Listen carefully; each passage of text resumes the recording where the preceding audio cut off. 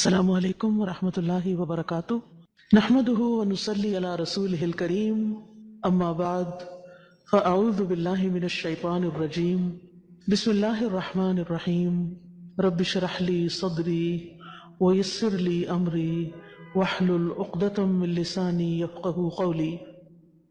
اللہ سبحانہ وتعالیٰ کا لاکھ لاکھ شکر ہے کہ اس نے ہمیں انسان بنایا ہے اور باقی تمام چیزوں کو ہمارے لیے پیدا کیا ہے، اور ہم اللہ سبحانہ تعالیٰ کی بے شمار نعمتوں سے خوب فائدے اٹھا رہے ہیں۔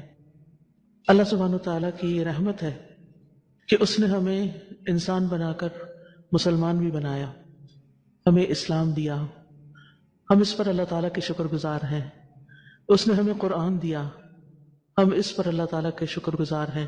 اس نے ہمیں بولنے کی قوت عطا کی، ہم اس پر بھی اللہ تعالیٰ کے شکر گزار ہیں۔ الرحمن علم القرآن خلق الانسان علمہ البیان۔ رحمان، اس نے قرآن کی تعلیم دی، اسی نے انسان کو پیدا کیا اور اسے بولنا سکھایا، بیان کرنے کی قوت عطا کی۔ یہ جو بیان کی قوت ہے، یہ ایک ایسی یونیک کوالٹی ہے جو انسانوں کے اندر پائی جاتی ہے، جس کے ذریعے ہم اپنے جذبات کا اظہار کر سکتے ہیں، اپنے خیالات کا اظہار کر سکتے ہیں، ہم اپنی خوشی اور اپنے غم اور اپنے دکھ درد کا اظہار کر سکتے ہیں، جس سے ہماری خوشی میں اضافہ ہوتا ہے جب خوشی کا ذکر کرتے ہیں، اور غم کا بوجھ بھی ہلکا ہو جاتا ہے جب ہم کسی کے ساتھ شیئر کر لیتے ہیں۔ اسی کے ذریعے ہم اپنے ذہن میں اٹھنے والے سوالات دوسروں سے پوچھ سکتے ہیں، اپنی کنفیوژن کا ذکر کسی سے کر کے تسلی بخش جواب لے سکتے ہیں۔ غرض کے بے شمار فائدے ہیں، ان گنت فائدے ہیں اس قوت بیان کے، اس زبان کے، جو ہم اٹھاتے ہیں اور جو ہمیں اللہ سبحانہ تعالیٰ نے دیے ہیں۔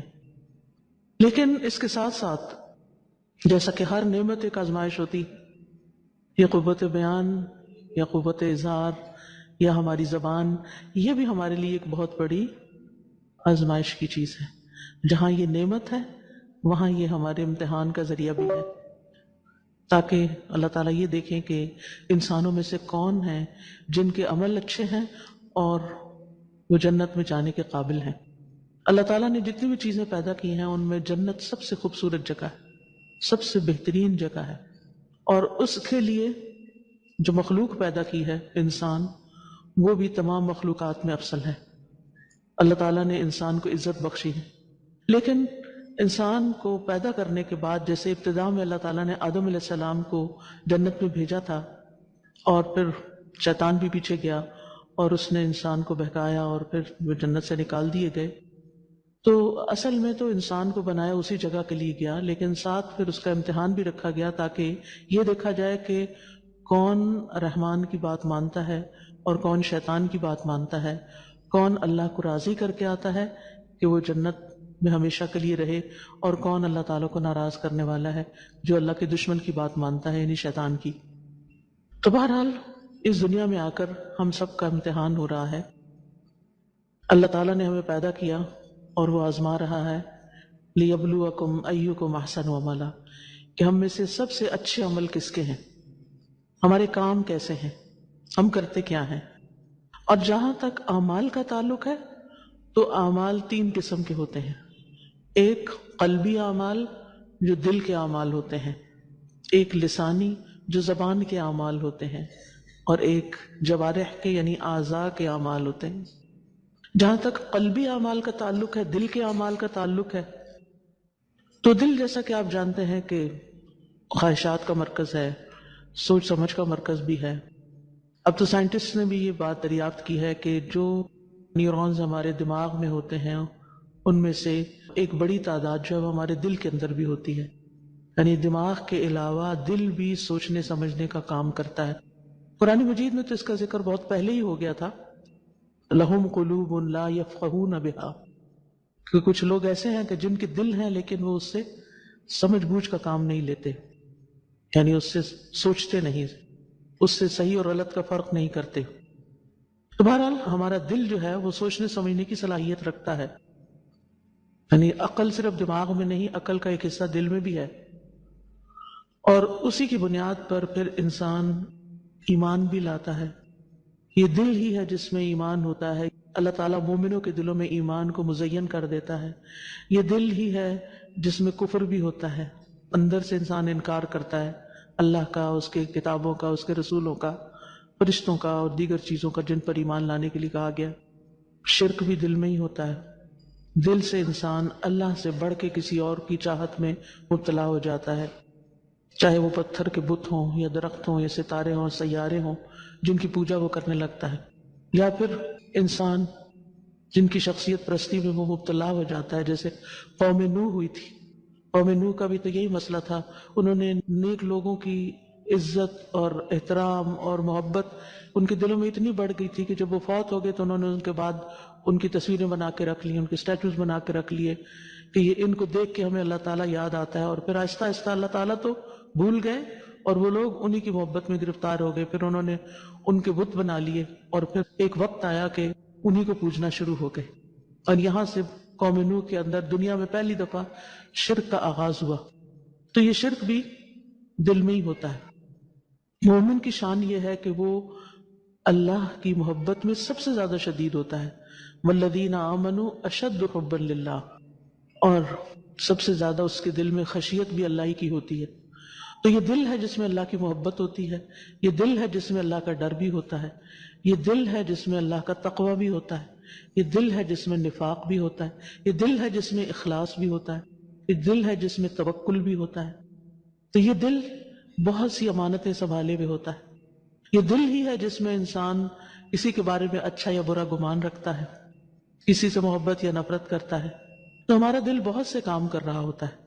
ہم سمجھتے کہ دل خاموش ہے. دل کبھی سوتا نہیں. وہ سو جائے تو گویا مر گیا، اور وہ دل مر گیا تو پھر انسان مر گیا. یعنی انسان کی ڈیتھ صرف برین ڈیتھ سے ڈکلیئر نہیں کی جاتی جب تک اس کا دل کام کر رہا ہوتا ہے. ہاں دل مر جائے، دل کام نہ کرے، اسے ریوائیو کرے، نہیں وہ جاگتا تو بس پھر انسان ختم ہی ہو جاتا ہے. تو دل کے بہت سے کام ہیں. اس لیے جو کام ہم دل سے لیتے ہیں اگر وہ ہم نہ کریں تو پھر انسان نہیں جانور شمار ہوتا ہے. یعنی کچھ انسانوں کو اللہ تعالیٰ جانوروں سے بھی بدتر قرار دیتے ہیں کہ جو سوچ سمجھ سے کام نہیں لیتے، جو اپنے دلوں سے کام نہیں لیتے. تو ہمارے دل کے جو اعمال ہیں یہ بھی کاؤنٹ ہوتے ہیں. یعنی جیسا ایمان ہوگا ایسا ہی اعمال نامے میں اس کا وزن ہوگا. اسی طرح جیسا ہمارا اخلاص ہوگا، جتنا اخلاص ہوگا اسی کے مطابق اعمال تولے جائیں گے. اعمال کا وزن بھی اخلاص پر مبنی ہے، کیونکہ جو شخص اخلاص نہیں رکھتا اللہ تعالیٰ ان کے اعمال کو غبار بنا کے اڑا دیں گے، اور قیامت کے دن اس کا کوئی بھی وزن نہ ہوگا. لا نقیم لہم یوم القیامت وزنا. اسی طرح انسان کے اندر جتنا اللہ پہ بھروسہ ہوتا ہے، اللہ تعالیٰ سے وہ امید رکھتا ہے، مایوسی چھوڑ دیتا ہے، اللہ تعالیٰ کے ذکر سے اس کے دل کو ایک اطمینان نصیب ہوتا ہے. یہ جو دل راحت پاتا ہے اللہ کے ذکر سے، یہ بھی ایک عبادت ہے. دل میں جو اطمینان ہوتا ہے، جو اس کا نفس مطمئنہ ہوتا ہے، اس اطمینان کا ہونا یہ بھی ایک عبادت ہے. تو دل کے بھی بہت سے اعمال ہیں. اس کے بارے میں ایک کتاب میں نے کچھ عرصہ پہلے پڑھانا شروع کی تھی، فقہ القلوب. تو کتاب تو عربی میں ہے لیکن اس کا ترجمہ کرتے ہیں، ہر ہفتے میں ہم ایک سبق پڑھ لیتے ہیں اس سے.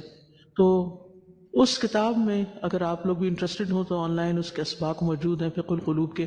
خاص طور پر وہ خواتین اور بچیاں جنہوں نے تعلیم القرآن کر لیا ہے، قرآن مجید کی تعلیم حاصل کر لی، ان کو میں ضرور ہائیلی ریکمینڈ کروں گی کہ وہ اپنی روٹین بنا لیں، ہفتے میں 1 گھنٹہ نکال لیں. اس سے ان کی عربی میں بھی امپرومنٹ ہوگی اور اپنے دل کے اعمال کو بھی بہت اچھی طرح سمجھ جائیں گے. کیونکہ جب دل کسی چیز کی ٹھان لیتا ہے نا تو پھر انسان کے باقی اعمال بھی درست ہو جاتے ہیں. اور دل کی درستگی پر ہی ہماری زبان کی درستگی کا انحصار ہے. تو جیسے دل کے کچھ اعمال ہوتے ہیں ایسے ہی زبان کے بھی اعمال ہوتے ہیں. اور زبان کے اعمال 2 طرح کے ہوتے ہیں. جب ہم اپنی زبان اچھی باتوں میں استعمال کرتے ہیں تو ایک حرف قرآن کا پڑھتے ہیں تو کتنی نیکیاں مل جاتی ہیں؟ 10 نیکیاں مل جاتی ہیں. تو یہ زبان کا عمل ہے نا. ویسے تمہاری آنکھیں اور باقی چیزیں بھی استعمال ہو رہی ہوتی ہیں، لیکن قرآن پڑھنے میں سب سے زیادہ ہماری زبان استعمال ہوتی ہے، کیونکہ یہ مطلوب ہے ہم سے کہ ہم خوبصورت آواز میں قرآن پڑھیں. حدیث میں آتا ہے لیس منا من لم یتغنى بالقرآن، وہ ہم میں سے نہیں جو قرآن کو غنا کے ساتھ یعنی اچھی آواز کے ساتھ ترنم کے ساتھ نہیں پڑھتا.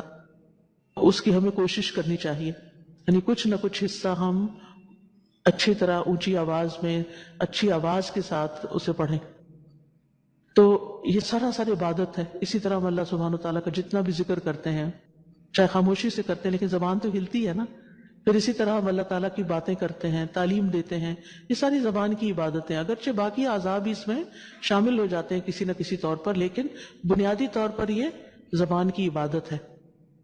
اور باقی تو ہمارے جسم یعنی ہمارے پاؤں جہاں چل کے جاتے ہیں تو وہ بھی اگر نیکی کے راستے پہ جاتے ہیں تو نیک کام کر رہے ہیں، اگر برے راستے پہ جاتے ہیں تو وہ انسان کے نامہ اعمال میں بائیں طرف لکھے جاتے ہیں. کرامن کاتبین بیٹھے ہوئے ہیں، ہر وقت لکھ رہے ہیں جو کچھ ہم کر رہے ہیں. یعلمون ما تفعلون، ان کو سب پتہ چل جاتا ہے جو کچھ ہم کرتے ہیں. ہم اکیلے ہوتے ہیں تب بھی وہ ہمارے ساتھ ہوتے ہیں، ہم لوگوں کے بیچ میں ہوتے ہیں تب بھی وہ ہمارے ساتھ ہوتے ہیں. ہر لفظ لکھتے ہیں، کوئی لفظ انسان کی زبان سے نہیں نکلتا مگر حاضر باش نگران فوراً لکھ لیتا ہے. تو آج میں چند باتیں زبان کے حوالے سے کروں گی. ویسے تو اوور آل یعنی دین کی ساری باتیں کرنی چاہیے، لیکن اگر فوکس کر کے کسی ایک کے اوپر توجہ رکھی جائے اور انسان اپنی نیت بھی اصلاح کی کر لے کہ آج کی محفل سے جب میں اٹھوں گی تو انشاءاللہ کچھ نہ کچھ اپنی زبان کی اصلاح کی کوشش کروں. اس کی مجھے بھی ضرورت ہے، آپ سب کو بھی ضرورت ہے. ہم سب انسان ہیں، دل کی حالت بدلتی رہتی ہے، لہٰذا ہماری زبان دل کے مطابق چلتی ہے. دل اچھا ہو تو اچھی رخ پہ جاتی ہے، اور دل اچھا نہ ہو تو دوسری طرف چل پڑتی. جس انسان سے ہم خوش ہوتے ہیں اس کے بارے میں ہم اچھی بات کہتے ہیں، اچھی گواہی دیتے ہیں، اور جس انسان سے ہم ناراض ہوتے ہیں وہ اگر اچھا کام بھی کر رہا ہو تو ہم کو دکھائی نہیں دیتا اور ہم اس کا ذکر بھی نہیں کرتے. تو اس زبان کا صحیح استعمال جو ہے وہ بے حد ضروری ہے. رسول اللہ صلی اللہ علیہ وسلم نے زبان کی حفاظت کرنے والے کو خوشخبری دی ہے. آپ نے فرمایا طوبی لمن ملک لسانہ ووسعہ بیتہ وبکا علی خطیئتہ. خوشخبری ہے اس کے لیے جس نے اپنی زبان پہ قابو پا لیا، جس نے اپنی زبان کو کنٹرول کر لیا. اسے اس کے گھر نے کشادگی اور گنجائش دی، یعنی وہ اپنے گھر میں بڑا مطمئن ہے، خوشحال ہے، پرسکون ہے. اس کے گھر میں اس کی ضرورت کی تمام چیزیں موجود ہیں، اس کے گھر میں امن و امان ہے، اس کے گھر کے افراد اچھی طرح ایک دوسرے کے ساتھ حسن سلوک کے ساتھ رہتے ہیں. اور وہ اپنے گناہ پر رویا، یعنی ساری نعمتیں پا کر اس کو اپنی غلطیاں اور اپنی قصور یاد آتے ہیں اور پھر ان پہ رو کے اللہ سے معافی بھی مانگتا ہے. تو ایسے شخص کے لیے خوشخبری ہے، جنت کی خوشخبری ہے، دنیا میں بھی اس کے احوال کے درست ہونے کی خوشخبری ہے. پھر اسی طرح رسول اللہ صلی اللہ علیہ وسلم نے فرمایا جس نے اپنے غصے پر قابو پا لیا اللہ اس سے اپنا عذاب روک لے گا، یعنی اس کو عذاب نہیں دے گا. یہ بدلہ ہے، صلہ ہے کس چیز کا؟ غصہ روکنے کا. لیکن سوال یہ پیدا ہوتا ہے کہ ہم میں سے کتنے لوگ غصہ روک سکتے ہیں؟ اس کا مطلب یہ کہ غصہ سب کو آتا ہے نا. کچھ لوگ روک لیتے ہیں، اس کا اظہار نہیں کرتے، اور کچھ لوگ فوراً سے پہلے اس کا اظہار کر دیتے ہیں، ایک دم فلیئر اپ ہو جاتے، ایک دم بولنا شروع کر دیتے، ایک دم چیخنا چلانا شروع کر دیتے، ایک دم ہاتھ اٹھا لیتے ہیں، آنکھیں دکھانے لگتے ہیں، بعض لوگ تو اسلحہ بھی اٹھا لیتے ہیں. غصہ. لیکن جو اس وقت اپنے آپ کو روک لیتا ہے وہ بڑی مصیبتوں سے بچ جاتا ہے، اللہ تعالیٰ اس سے اپنا عذاب روک دیتے ہیں. اور جس نے اپنی زبان کی حفاظت کی اللہ اس کے عیبوں پر پردہ ڈال دے گا. تو اس سے پتہ یہ چلتا ہے کہ ہمارے عیب ہماری زبان سے ہی کھلتے ہیں، یعنی ہماری زبان ہی ہے جس سے پتہ چلتا ہے کہ ہمارے اندر کی خطائیں کیا کیا ہیں. کیونکہ جیسے ہم سوچتے ہیں نا اور جو ہم کرتے ہیں اس کا اظہار ہم اپنی زبان سے ہی کر رہے ہوتے ہیں، بول کے ہی کر رہے ہوتے ہیں. لہذا جو شخص اپنی زبان کو کنٹرول میں رکھتا ہے، سوچ سمجھ کے بولتا ہے کہ یہاں مجھے بولنے کی ضرورت ہے یا نہیں، بولوں تو کتنا بولوں، اور کیا یہاں بول کے گزارا ہے یا چپ رہ کے گزارا ہے. کیونکہ نبی صلی اللہ علیہ وسلم نے فرمایا رحم اللہ عبدا قال فغنم او سکت فسلم. اللہ اس بندے پر رحم فرمائے جس نے کوئی بات کی تو فائدہ مند بات کی، یعنی لوگوں کو فائدہ ہی ہوا اس کی بات سے، اور اگر وہ خاموش رہا تو سلامت رہا، یعنی اتنا عقل مند ہے کہ جہاں نہیں بولنا چاہیے وہاں نہیں بولتا، اپنی زبان کو کنٹرول میں رکھتا ہے، نہیں کہتا کچھ۔ اور نبی صلی اللہ علیہ وسلم نے خاص طور پر یہ بات فرمائی ہے۔ ایک شخص آپ کی خدمت میں آیا، دیہاتی تھا، کہنے لگا یا رسول اللہ صلی اللہ علیہ وسلم مجھے کوئی ایسا عمل بتا دیں کہ جو مجھے جنت میں داخل کرا دے۔ آپ نے فرمایا بات تو تم نے مختصر کہی ہے لیکن سوال ہے بڑا لمبا چوڑا، یعنی اس میں بہت ساری چیزیں شامل ہیں۔ تم اکیلے پورا غلام آزاد کر دو یا غلام کی آزادی میں تم اس کی مدد کر دو، یہ عمل کیسا ہے؟ جہنم سے نجات دلانے والا۔ اور روایت میں بھی آتا ہے نا کہ جو ایک پورا غلام آزاد کرتا ہے وہ اپنے جسم کو جہنم کی آگ سے بچا لیتا ہے، اور جو کچھ حصہ اس کے آزاد کرنے میں مدد دیتا ہے تو کچھ حصے کو بچا لیتا ہے۔ فرمایا زیادہ دودھ دینے والی اونٹنی اور مال کا عطیہ یعنی مالی تحفہ یعنی کیش میں گفٹ ایسے رشتہ دار کو دو جو ظالم ہو، جو آپ کے ساتھ اچھا نہیں کرتا۔ کتنا خوبصورت دین ہے، یعنی صرف یہ نہیں کہ جو آپ کے ساتھ اچھا نہیں کرتا تو بس آپ بھی چپ رہو اور اس سے میل ملاقات چھوڑ دو، بلکہ اس کا دل جیتو۔ کچھ لوگ ایسے ظالم ہوتے ہیں لیکن اگر آپ ان کے ساتھ احسان کرتے ہیں تو وہ آپ کا احسان مان لیتے ہیں اور پھر اپنی ظلم سے باز آ جاتے ہیں، یعنی وہ غلط کام چھوڑ دیتے ہیں۔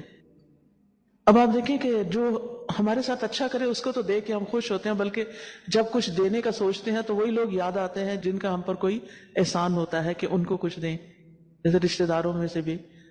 لیکن جن لوگوں نے ہمارے ساتھ کوئی برا کیا ہوتا ہے، کسی مجلس میں ہماری بےزتی کی ہوتی ہے یا پھر ہمیں کوئی نقصان پہنچایا ہوا ہوتا ہے، تو جب ان کا خیال آتا ہے تو دل بدل جاتا ہے، دل پھر جاتا ہے، اس کو تو کچھ بھی نہیں دینا۔ لیکن ہمارا دین کیا کہتا ہے؟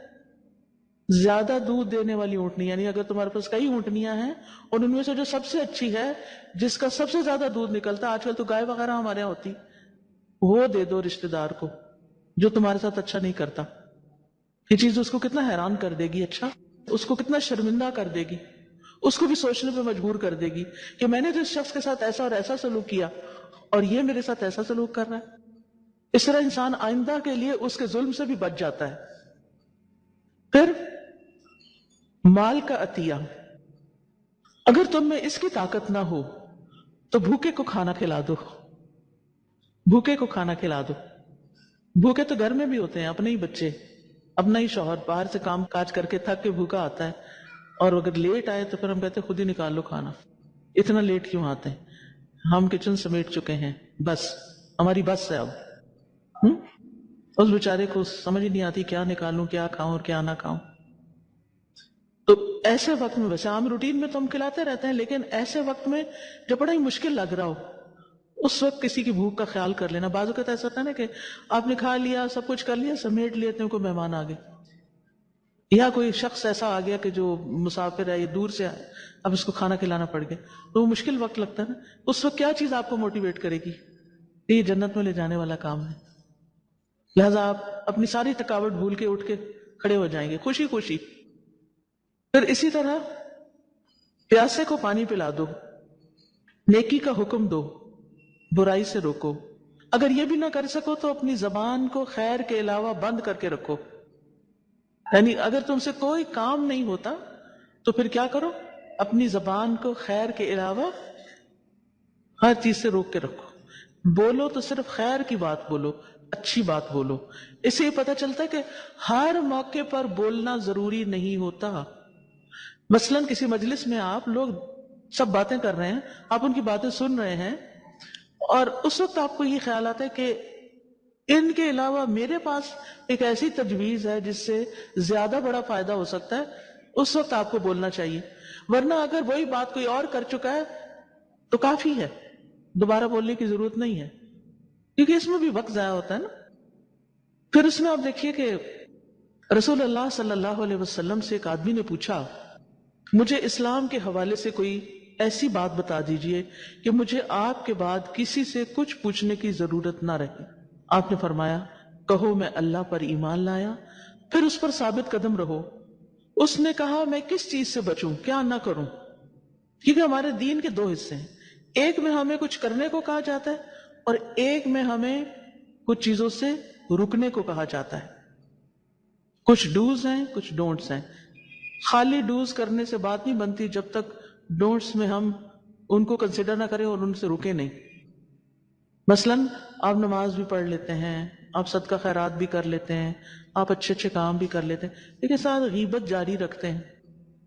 آپ کو احساس ہی نہیں ہوتا کہ آپ کیا بول رہے ہیں، کس کے بارے میں بول رہے ہیں، کیوں بول رہے ہیں، کیا مقصد ہے بات کرنے کا، سوچتے ہی نہیں۔ اور خاص طور پر ہم خواتین، ہم چھوٹی چھوٹی باتیں بہت زیادہ محسوس کر جاتے ہیں، پھر ان کے بارے میں سوچے چلے جاتے، دل کا بوجھ بڑھا لیتے ہیں، پھر وہ بوجھ نکلتا نہیں، ہٹتا نہیں، حل نہیں ہوتا مسئلہ جب تک ہم کسی کو بتائیں نہ۔ اور جب ہم بول دیتے ہیں اس کے بعد چاہے کریں کرائیں کچھ نہیں، ہم سمجھتے ہیں مسئلہ حل ہو گیا کیونکہ میں نے بتا دیا کسی کو۔ یہ مسئلے کا حل نہیں ہوتا، مسئلے ایسے نہیں حل ہوتے۔ یہ غور کرنا چاہیے کہ کوئی بھی سچویشن کیوں پیش آئی ہے، اس کا کانٹیکسٹ کیا ہے، اس کے پیچھے اصل وجہ کیا ہے۔ جو سچا انسان ہوتا ہے وہ اپنے ساتھ بھی سچا ہوتا ہے، وہ سچائی کے ساتھ پورا غور کرتا ہے کہ میری غلطی کہاں ہے، میری غلطی کیا ہے، اور پھر انسان اس غلطی کا ازالہ کرنے کی کوشش کرتا ہے، اس کا حل ڈھونڈتا ہے، اس کا حل تلاش کرتا ہے اور اللہ سے مدد مانگتا ہے، اس جگہ پر صبر کرتا ہے۔ وَاسْتَعِینُوا بِالصَّبْرِ وَالصَّلَاةِ، اللہ تعالیٰ سے دعائیں کرتا ہے، نماز پڑھتا ہے۔ تو اس لیے انسان کو اپنی زبان کی طرف توجہ کرنی چاہیے۔ آپ نے فرمایا، یعنی اس نے جب پوچھا اس شخص نے کہ کون سی چیز میں نہ کروں، تو آپ نے زبان کی طرف اشارہ کیا اور فرمایا اس کی حفاظت کرو، تب دین مکمل ہوگا۔ ٹھیک ہے نا؟ تو صرف کرنے کے کام نہیں کرتے چلے جانا، بلکہ رکنے کے بچنے کے کاموں سے بچنا بھی ہے۔ بلکہ ہمارے دین میں تو آپ دیکھیں، دین میں داخل ہونے کے لیے ہم کلمہ پڑھتے ہیں۔ کلمہ پڑھنے میں سب سے پہلے ہم کیا کہتے ہیں؟ لا الہ۔ ہم کسی اور کو الہ نہیں مانتے، معبود نہیں مانتے، سب پہ لکیر الا اللہ، خالصتاً صرف اور صرف اللہ کو ہی اپنا معبود مانتے ہیں، اس کو اپنا الہ مانتے ہیں۔ اگر آپ کہیں میں اللہ کو بھی مانتی ہوں اور اس کے ساتھ میں اوروں کو بھی، جیسے مشرکین مکہ کہتے تھے کہ اللہ کو وہ مانتے تھے، یعنی نبی صلی اللہ علیہ وسلم کی دعوت کا انکار کرنے والے جو تھے، وہ ایسا نہیں تھا کہ اللہ کو نہیں مانتے تھے، وہ اللہ کو مانتے تھے، لیکن وہ کہتے تھے اس کے ساتھ ساتھ ہم نے اپنے بتوں کو بھی اہمیت دینی ہے، اور یہ ہمارے اللہ کے ہاں سفارشی ہیں، اس لیے ہم ان کو مانتے ہیں۔ آج آپ دیکھیں یہی چیزیں مسلمان کر رہے ہیں، اللہ کو بھی مانتے ہیں اور ساتھ قبروں پہ بھی چلے جاتے ہیں۔ اور لاہور میں تو بہت بڑی قبر ہے جس پہ جا کے لوگ کیا کہتے ہیں، آپ ہماری سفارش کر دیں، آپ ہماری درخواست آگے بھیج دیں۔ یہ کام کس سے ملتا جلتا ہے؟ وہ جاتے تھے لات منات کے پاس اور وہ سمجھتے تھے یہ ہماری سفارش اللہ کے پاس کریں گے، ہم تو بڑے گناہ گار لوگ ہیں، لہٰذا اللہ تعالیٰ ہماری تو نہیں سنے گا لیکن یہ ان کی سن لے گا، اور پھر بہت ساری خرافات۔ تو پیاری بہنوں، صرف تلاوت کر لینا کافی نہیں، اپنی زبان کو جھوٹ سے بھی بچانا ہے، اپنی زبان کو سچائی کا عادی کرنا ہے، اپنی زبان کو غیبت سے بھی بچانا ہے، اپنی زبان کو الزام تراشی سے بھی بچانا ہے، اپنی زبان کو دوسروں کو ہرٹ کرنے سے بھی بچانا ہے۔ جب آپ لوگوں سے ملتے جلتے ہیں نا، تو آپ کو ان کے مزاج سمجھ میں آ جاتے ہیں کہ یہ کس بات کو مائنڈ کر لیتے ہیں، ان کو کیا بات اچھی نہیں لگتی، تو پھر کوشش یہ کرنی چاہیے کہ وہ بات نہ ہم کریں تاکہ کسی کو تکلیف نہ ہو، ہماری ذات سے کسی کو تکلیف نہ پہنچے۔ اور خصوصاً اپنے ہی گھر میں رہنے والے، اپنے ہی بچے۔ آپ دیکھیں بہت سی ماؤں کو یہ شکایت ہوتی ہے بچے بات نہیں سنتے، کبھی وہ کہتے ہیں بچے ہمیں اوائڈ کرتے ہیں، بچے پاس نہیں بیٹھتے، بچے ساتھ کھانا نہیں کھاتے، جہاں ہم جانا چاہتے ہیں بچے ساتھ نہیں جاتے، بچوں نے ایک الگ دنیا بنائی ہوئی ہے، ہم نے ایک الگ دنیا بنائی ہوئی ہے۔ کبھی ہم نے سوچا کیوں بچے ہم سے گھبراتے ہیں، کیوں ہمیں اگنور کرتے ہیں؟ کیوں نہیں پاس بیٹھتے؟ کیوں نہیں کانٹیکٹ کرتے؟ اگر قریب ہے تب، اور اگر دور بھی ہیں کیوں نہیں ہم سے کانٹیکٹ کرتے؟ صرف بچوں کا قصور مت بتائیے، صرف بچوں کی غلطی نہیں ہوتی، ہماری اپنی بھی کوئی غلطی ہوتی ہے۔ ہمیں اپنی غلطیوں پر غور کرنا چاہیے، اگر ہمیں نظر نہ آتی ہوں تو اللہ سے دعا کرنی چاہیے کہ یا اللہ تو مجھے میری غلطیاں دکھا، اور مجھے انہیں ایکسپٹ کرنے کا حوصلہ دے، اور پھر ان کی اصلاح کرنا سکھا۔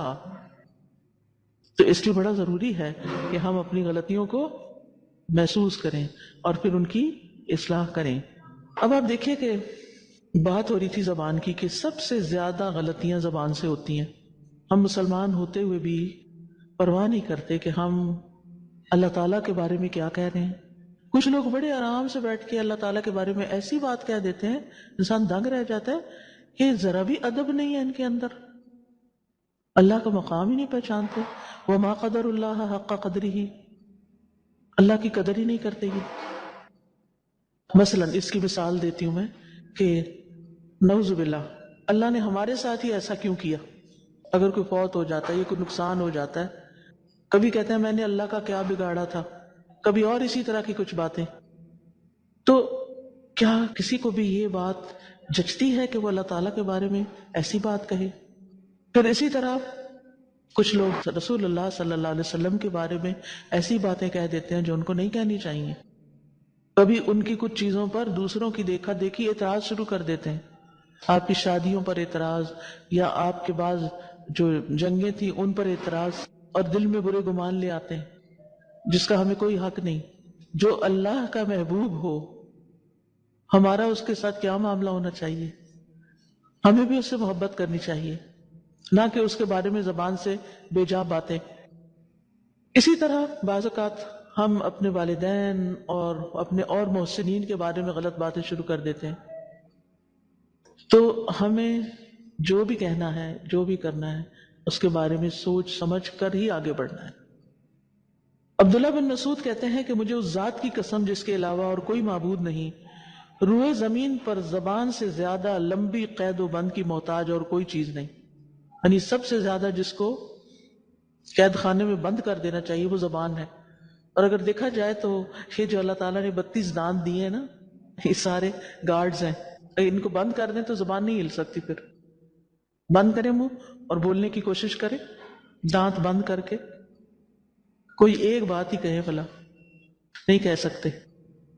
تو اس زبان کو قید میں رکھنا چاہیے، یعنی خاموشی اختیار کرنی چاہیے، اور جہاں ضرورت ہو، کوئی خیر کی بات ہو، اچھی بات ہو، کوئی کنٹریبیوشن ہو، کوئی کسی کو فائدہ پہنچانا ہو، وہاں ضرور بولیں، لیکن وہ بھی اتنا بولیں جتنی ضرورت ہے۔ پھر اسی طرح نبی صلی اللہ علیہ وسلم نے فرمایا جب تک تم خاموش رہو گے سلامت رہو گے، پھر جب تم بولو گے تو یا تمہارے حق میں لکھا جائے گا یا تمہارے خلاف لکھا جائے گا۔ پھر اسی طرح آپ نے یہ بھی فرمایا حیا اور عجز ایمان کے دو شعبے ہیں، الحیاء والعی، عی کہتے ہیں عجز کو، اور زبان کا عجز کیا ہے؟ قلیل گفتگو، کم بولنا، یعنی یہ ایمان کا حصہ ہے۔ پھر اسی طرح نبی صلی اللہ علیہ وسلم کی صفت بھی یہی ہے، آپ اللہ کا ذکر زیادہ کیا کرتے تھے، لا یعنی گفتگو نہیں کرتے تھے، فضول باتیں نہیں کرتے تھے، نماز لمبی پڑھتے، خطبہ مختصر دیتے، لیکن آج ہم اس کے برعکس معاملہ کرتے ہیں۔ زبان کی حفاظت میں جہاں انسان جھوٹ سے اور باقی بڑی بڑی گناہوں سے بچتا ہے یا اسے بچنا چاہیے، وہاں لغو سے بھی بچنا چاہیے۔ لغو کہتے ہیں اس چیز کو جس کا نہ دنیا میں فائدہ نہ آخرت میں کوئی فائدہ، فضول کی گفتگو، بیکار کی باتیں، کبھی پالیٹکس پہ بات شروع کر دی، کبھی کسی کی ذات پہ بات شروع کر دی، کبھی بس ٹائم کل کرنا، ادھر ادھر کی باتیں کرنا، اپنا وقت بھی ضائع کرنا، دوسروں کا بھی کرنا، یا بال کی کھال اتارنا، یعنی فضول گفتگو جس کا کوئی حاصل کوئی نتیجہ نہ ہو۔ ایک محاورہ نا جس میں آتا ہے کہ پانی میں مدھانی پھیرنا، یعنی اگر آپ پانی ڈال کے، اب مدھانیاں تو رہی نہیں تو اس لیے آپ کو شاید سمجھ بھی نہ آئے، اگر آپ اپنا ملک شیکر ہوتا ہے یا جو بھی کہتے ہیں آپ اس کو، پانی ڈال کے آپ اسے چلا دیں چلا دیں چلا دیں چلا دیں، جب آپ اسے بند کریں گے تو کیا ہاتھ آئے گا؟ پانی پانی ہی رہے گا، جتنا مرضی آپ اس کو شیک کرتے رہیں، گھنٹہ بھر شیک کرتے رہے تب بھی پانی پانی ہی ہے، حاصل کچھ نہیں۔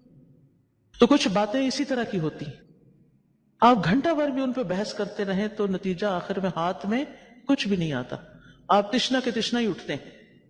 تو اس لیے بیکار باتوں سے بھی پرہیز، اور لایانی گفتگو اور بیکار کی بحث و مباحثہ۔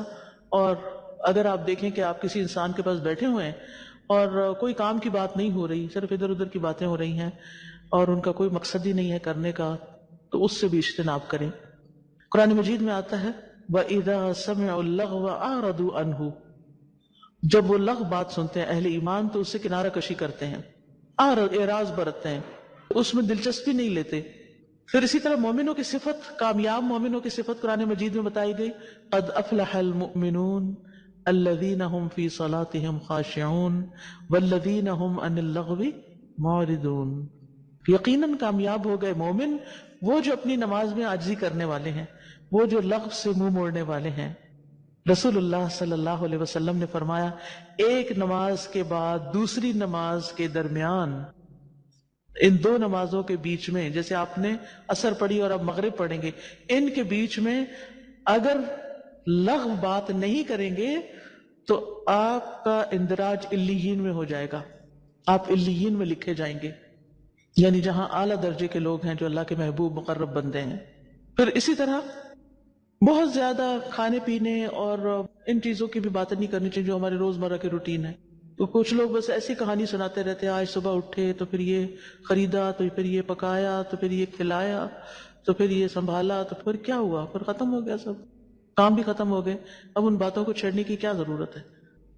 کچھ لوگ بس اچھا پھر اور سناؤ آج کیا کیا، اچھا کیسا دن گزرا، آج کے دن میں کیا کیا، کیا ضرورت ہے یہ باتیں پوچھنے کی۔ اگر کسی نے کوئی بڑا اہم کارنامہ کیا تو اطلاع آپ کو خود ہی پہنچ جائے گی، وہ خود خوشی سے شوق سے آپ کو بتا دے گا۔ اس طرح کے سوال کر کے آپ اپنا وقت بھی ضائع کرتے ہیں، دوسرے کا بھی ضائع کرتے ہیں۔ رسول اللہ صلی اللہ علیہ وسلم نے فرمایا جب تم میں سے کوئی اپنے مسلمان بھائی کے پاس داخل ہو، یعنی ملاقات کو جائے، پھر وہ اسے اپنے کھانے میں سے کھلائے تو وہ کھا لے اور اس کے بارے میں سوال نہ کرے، اور اگر وہ اپنے مشروب میں سے کچھ پلائے تو پی لے اور اس کے بارے میں سوال نہ کرے۔ یہ نہ پوچھے کہ یہ گوشت کہاں سے لائے ہیں، بکرے کا ہے یا گدھے کا ہے، کیونکہ پچھلے کچھ عرصہ پہلے یہ خبریں بھی مشہور ہوئی تھی، گدھے کے گوشت بھی کھلائے جاتے ہیں۔ اب آپ کسی کے گھر گئے ہیں، اب آپ ان سے پوچھ کے کیا چاہتے ہیں کہ کیا بتائیں وہ آپ کو؟ کوئی عقل مند انسان گدھے کا تو نہیں خرید کے لائے گا، وہ اپنی طرف سے تو بکرے کا ہی لائے گا۔ یعنی اس سے اس طرح کے زج کرنے والے سوال کرنا کہ آپ نے میک شور کیا تھا، آپ کہاں گئے تھے، کہاں سے لیا۔ اسی طرح پینے کے بارے میں بھی، یہ کون سا ڈرنک ہے اور اس میں کیا کیا شامل ہے، غیر ضروری سوال نہیں کرنے چاہیے۔ نبی صلی اللہ علیہ وسلم کسی کھانے میں عیب نہیں نکالتے تھے، پسند ہوتا تو کھا لیتے ورنہ چھوڑ دیتے تھے، اس پہ تبصرہ نہیں شروع کر دیتے تھے، اور ہمارے تبصرے کبھی ختم نہیں ہوتے۔ اسی طرح بیکار کی باتیں کبھی غیبت بھی بن جاتی ہیں۔ صحابہ نے رسول اللہ صلی اللہ علیہ وسلم کے پاس ایک آدمی کا ذکر کیا اور کہا جب تک اسے کھلایا نہ جائے وہ کھاتا نہیں، جب تک اسے سوار نہ کیا جائے وہ سوار نہیں ہوتا۔ نبی صلی اللہ علیہ وسلم نے فرمایا تم لوگوں نے اس کی غیبت کی ہے۔ کیا ضرورت تھی یہ بات کرنے کی کہ جب تک کھلائے نہیں کھاتا نہیں؟ اور ہماری عام گفتگو جس میں کبھی ہم نے سوچا بھی نہیں اسی قسم کی ہوتی ہے، فلاں تو ایسا ہے، فلاں یہ کرتا ہے، فلاں وہ کرتا ہے، اور وہ کوئی اچھی باتیں نہیں ہوتی، عام طور پر اسی قسم کی باتیں ہوتی ہیں۔ کیا حاصل؟ صحابہ نے کہا اے اللہ کے رسول جو اس میں ہے وہی تو ہم نے بیان کیا، وہ تو ہے ہی ایسا۔ آپ نے فرمایا تمہیں یہی کافی ہے، یعنی غیبت کے لیے یہی کافی ہے کہ تم اپنے بھائی کے اس بات کا ذکر کرو، یعنی اس عیب کا ذکر کرو جو اس کے اندر ہے، جو ہے نہیں وہ تو پھر بہتان ہے نا۔ تو زبان جو ہے وہ انسان کی انتہائی بابرکت چیز بھی ہے کیونکہ اس سے بڑی آسانی سے نیکیاں کمائی جا سکتی، اور انتہائی منحوس چیز بھی ہے۔ اکثر خطائیں زبان ہی سے ہوتی ہیں، سارا جسم زبان کی تیزی کی شکایت کرتا ہے، اور پھر جتنی زیادہ باتیں ہوں گی ان میں غلطیوں کا امکان بھی اتنا ہی زیادہ ہوگا۔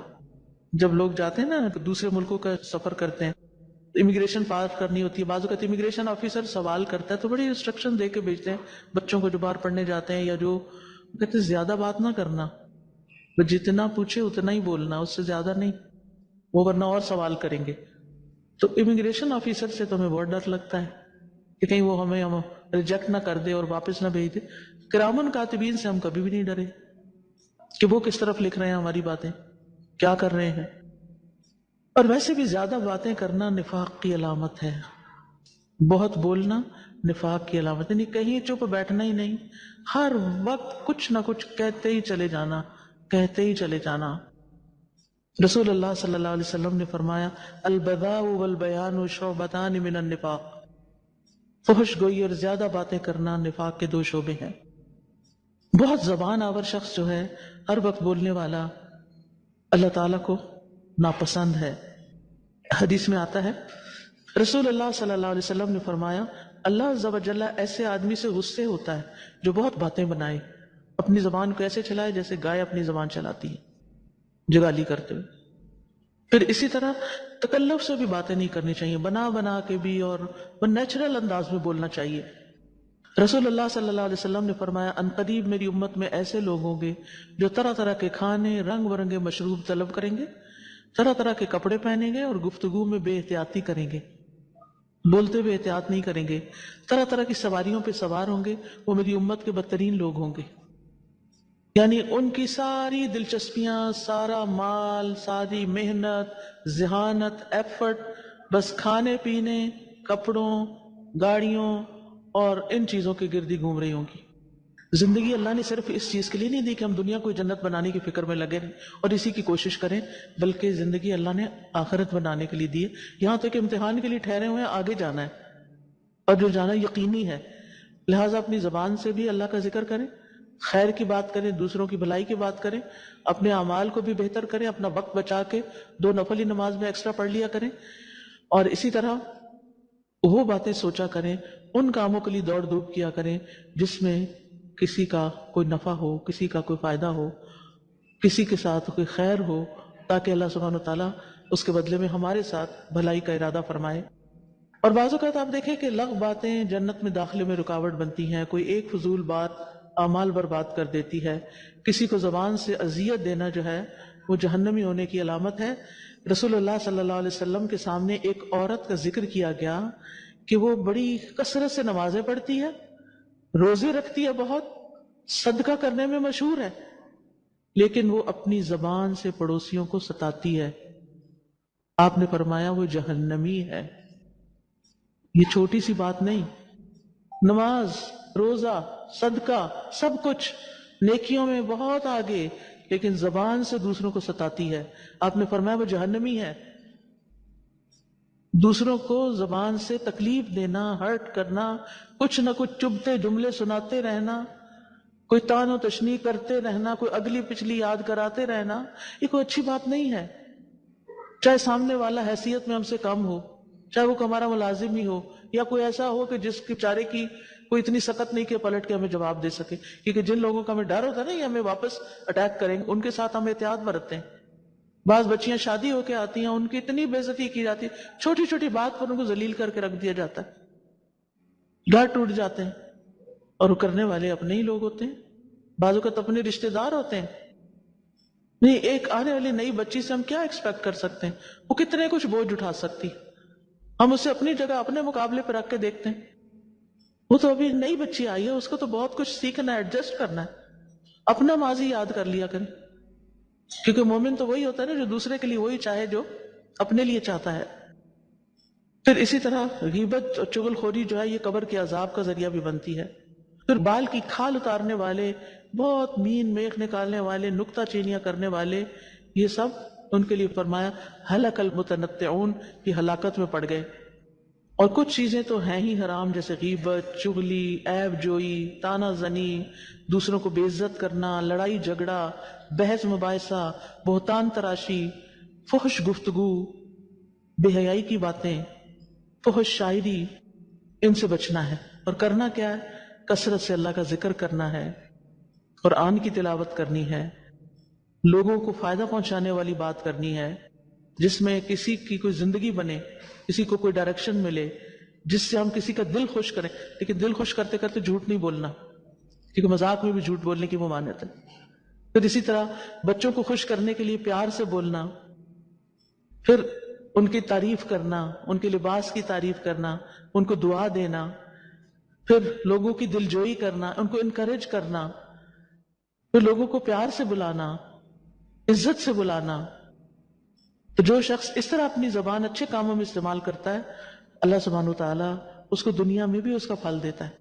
سب سے پہلی بات ہے کہ شیطان کو ہمیں ٹریپ کرنے کا موقع نہیں ملتا، شیطان سے حفاظت ملتی ہے، کیونکہ قرآن مجید میں اللہ تعالیٰ فرماتے ہیں وَقُلْ لِعِبَادِي يَقُولُوا الَّتِي هِيَ أَحْسَنُ إِنَّ الشَّيْطَانَ يَنزَغُ بَيْنَكُمْ إِنَّ الشَّيْطَانَ كَانَ لِلْإِنسَانِ عَدُوًّا مُبِينًا۔ میرے بندوں سے کہہ دو کہ وہ بات کہیں جو سب سے اچھی ہو، یعنی جب آپ بات کرنے لگے اب جو آپ کی ہمت طاقت اس میں سے اچھے طریقے سے آپ بات کریں۔ بے شک شیطان انسانوں کے درمیان جھگڑا ڈلواتا ہے، وہ انسان کا کھلا دشمن ہے۔ جتنے جھگڑے فساد ہیں وہ سب کہاں سے شروع ہوتے ہیں؟ زبان سے شروع ہوتے ہیں۔ اور اچھی بات کرنا صدقہ بھی ہے، صدقے کا ثواب ملتا ہے۔ ایک اچھی بات آگ سے بھی بچا سکتی ہے، اچھی بات سچی بات جنت میں لے جانے والی ہے، درجات کی بلندی کا ذریعہ بنتی ہے۔ رسول اللہ صلی اللہ علیہ وسلم نے فرمایا کوئی شخص اللہ کو راضی کرنے والی ایک بات کہتا ہے اور وہ سمجھتا بھی نہیں کہ جہاں تک اس کا اثر ہوتا ہے، اس کی وجہ سے اللہ اس کے لیے اپنی ملاقات کے دن تک اپنی رضامندی لکھ لیتا ہے، اللہ اس سے ہمیشہ کے لیے راضی ہو جاتا ہے۔ اور اسی طرح وائس ورثہ بھی۔ تو اچھی باتیں مغفرت اور جنت کو واجب کرنے والی ہیں، سلامتی سے جنت میں لے جانے کا باعث ہیں، اور اچھی گفتگو جو ہے ہماری جسمانی صحت پر بھی اچھا اثر ڈالتی ہے۔ یعنی بیمار کو آپ اگر اچھے ہمدردی والے کلمات کہیں، اس کو اچھا مشورہ دیں تو اس کا ذہن پازیٹیولی سوچنے لگتا ہے، بیماری سے جلدی ریکور ہوتا ہے وہ۔ اور اگر آپ اس کو خوفناک خبریں سنا کے آئیں گے تو اس کا بھی ایسا ہی اثر ہوگا۔ پھر اسی طرح اگر کوئی غصے میں ہے تو آپ اس کو کہنے کے بجائے خود اعوذ باللہ پڑھ دیں، کسی کو چوٹ لگی ہے تو بسم اللہ پڑھ دیں، کوئی غلط بات کر رہا ہے تو اچھی بات کر کے اس کو زائل کر دیں۔ اور اس کے لیے ضروری ہے کہ پھر آپ سوچ کے بولیں، آہستہ بولیں، تیز تیز باتیں نہ کریں، زیادہ باتیں نہ کریں، دوسرے کو سمجھ آنے والی بات کریں، مختصر بات کریں، ضروری بات کو ایک سے زیادہ دفعہ بھی کر سکتے ہیں تاکہ دوسرا سمجھ جائے۔ پھر جب لوگوں کے بیچ میں بیٹھے ہوں تو صرف بولے نہیں، سنیں بھی، اور برائی کا جواب اچھائی سے دیں، غصے اور مذاق میں حق بات ہی کہیں۔ اللہ تعالیٰ سے دعا ہے کہ وہ ہمیں اس کی توفیق عطا فرمائے۔ 5 منٹ ہیں آپ کے پاس، اگر آپ میں سے کوئی شخص کوئی بات کرنا چاہتا ہے، اس کے ذہن میں کوئی سوال ہے یا پھر کوئی سجیشن ہے یا کوئی اصلاح ہے، کوئی بھی چیز ہے، موسٹ ویلکم۔ اور اگر کوئی بات نہیں تو پھر ہم دعا کر کے اجازت چاہتے ہیں۔ کچھ لوگ زیادتیاں کر چکے ہیں، اب میں چاہتی ہوں انہیں معاف کر دوں لیکن ایسا کر نہیں پاتی، کوئی طریقہ یا دعا بتا دیں کہ میں معاف کر دوں۔ کیا آپ چاہتے ہیں کہ اللہ تعالیٰ آپ کو معاف کر دے؟ الا تحبون ان یغفر اللہ لکم؟ ہم چاہتے ہیں نا؟ ہم نے کبھی کوئی گناہ کیا ہے یا کبھی نہیں کیا؟ ہم نے کبھی کسی کے ساتھ زیادتی کی ہے یا نہیں کی؟ ہم اپنے لیے کیا چاہتے ہیں کہ وہ بھی ہمیں معاف کر دے، اللہ تعالیٰ بھی معاف کر دے، تو بس ہم دوسروں کو معاف کر دیں۔ اللہم انک عفو تحب العفو فاعف عنی۔ میری کزن کے سسر پیر ہیں، تعویذ دم مزار عرس کرتے ہیں، کیا میں ان سے ملنے ان کے گھر جا سکتی ہوں؟ جی کیوں نہیں، آپ رشتہ داری نبھائیں، ان سے کوئی اچھی بات کہیں، آہستہ آہستہ اعتماد بحال کریں اور ان کو قرآن کی تعلیم دیں۔ آن لائن اسٹوڈنٹس جو گھر بیٹھ کر کوئی کورس کر رہے ہیں وہ کن چیزوں کا بہت خیال رکھیں تاکہ کورس سے فائدہ اٹھا سکیں؟ وہ ایسی جگہ بیٹھیں جہاں پوری طرح یکسو ہوں، اس بات کا خیال رکھیں کہ اللہ تعالیٰ دیکھ رہا ہے، فرشتے لکھ رہے ہیں، وہ سبق سنتے ہوئے اب ایسے ہی امیجن کریں کلاس میں بیٹھے ہوئے اور ٹیچر سامنے دیکھ رہی ہے، کوئی اور ونڈوز نہ کھولیں کمپیوٹر کے اوپر، کوئی اور ڈسٹریکشن نہ ہو، ادھر ادھر اٹھ کے نہ جائیں، توجہ سے تسلی سے یوں سمجھیں کہ جیسے آپ اپنی کلاس کے اندر بیٹھے ہوئے ہیں۔ اگر شوہر ملحد ہو جائے تو بیوی کے لیے کیا حکم ہے؟ وہ پھر کسی مفتی وغیرہ سے رابطہ کرے، شوہر کو توبہ کروائے، اگر وہ نہیں کرتا تو پھر آگے کے حالات کے مطابق وہ مشورہ دے کہ کیا کرنا چاہیے۔ آج کے دور میں غلام نہیں ہوتے، اس کے بدلے میں ہم کیا کریں؟ آپ قیدیوں کو چھڑا لیں۔ آپ کو پتہ ہے پاکستان کی جیلوں میں سروے کیا گیا ہے کہ اس میں ایک بڑی تعداد، میرا اپنا بھائی چونکہ اس میں کام کرتا ہے اس فیلڈ میں، کہتا ہے کہ ایک بڑی تعداد صرف ایسے لوگوں کی ہے جنہوں نے قصور کیا ہی نہیں، ان کا مقدمہ بھی نہیں چلا اور انہیں جیل میں ڈالا گیا، اور سال ہر سال وہ وہاں پڑے ہیں۔ بعض قیدی چھوٹ سکتے ہیں اگر تھوڑی سی ان کو رقم مل جائے اور وہ آزاد کروا دیے جائیں۔ شوہر بیرون ملک لندن جانا چاہتے ہیں، بچوں کی اچھی تربیت کے لیے فکر مند ہوں۔